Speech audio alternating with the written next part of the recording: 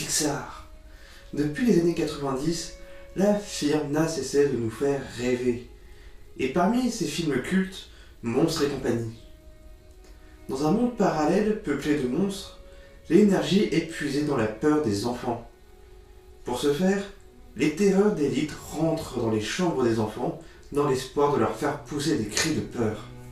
Parmi ces terreurs, Sully, le meilleur d'entre eux, accompagné de son assistant, Bob, malin et vicieux.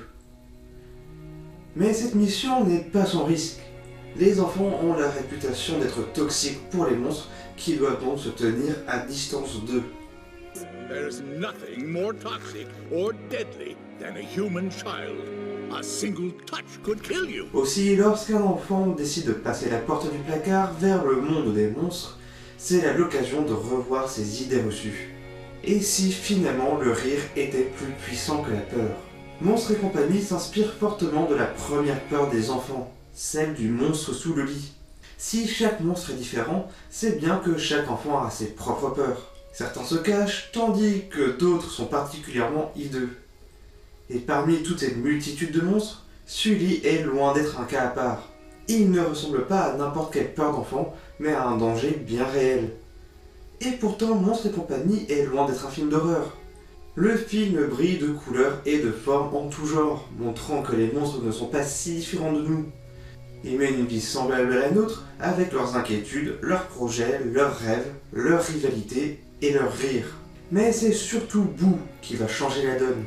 Cet enfant qui n'a peur de rien, s'amusant de tout et faisant face aux monstres censés l'effrayer, permet aux jeunes spectateurs de voir les choses sous un angle différent. En s'en prenant à Sully, Boo nous démontre que lui aussi a peur, et qu'il n'est pas aussi dangereux qu'on pourrait le penser. Gentil, obéissant et attendrissant, la peur qu'on ressent en le voyant ne tient qu'à la carapace qu'il se forge lorsqu'il travaille. Au cours du film, Sully et Bob se rendent compte que le rire des enfants est bien plus puissant que leur peur. En cette période de crise de l'énergie que toute la ville subit, cette nouvelle alternative semble pouvoir recoller les morceaux ensemble. En mettant à mal les projets du directeur, M. Watermousse, et de Léon le Caméléon, dernier rempart de la terreur, une ère nouvelle s'offre aux enfants comme aux monstres. Une ère faite de rire où les enfants se réconcilient enfin avec leur peur, en apprenant à lui faire face et à en rire. L'occasion cette fois-ci est de faire face à n'importe quel monstre, et pas seulement les plus terrifiants, mais aussi ceux qui sont le plus drôles.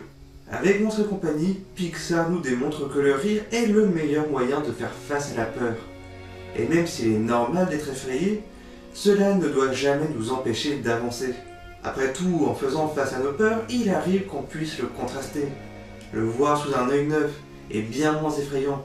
Pixar a toujours mis l'enfance et l'innocence au cœur de ses films. Après le succès de Toy Story, offrant la vie aux jouets et à mille et une pattes, nous plongeant au cœur des petites bêtes sous nos pieds, Monstres et compagnie continue dans sa lancée en nous interrogeant sur nos propres émotions, transformant nos peurs en rire. Un beau message d'espoir qui permettra aux enfants d'aller de l'avant et de ne pas rester sur ses propres blocages causés par la peur. Un message d'espoir qui continuera même dans les films qui ont suivi Monstres et compagnie. L'espoir d'une famille réunie, celle de retrouver sa gloire passée, de réaliser son rêve ou de trouver l'amour. Et si le monstre sous le lit est la première peur à laquelle l'enfant fait face, Pixar nous a aussi appris qu'elle ne serait pas la dernière. Et Pixar continue de nous accompagner face à chacune des peurs qui traverseront notre vie, depuis la peur de l'échec, du rejet ou encore de la mort. Okay, grab shell, dude. Grab what?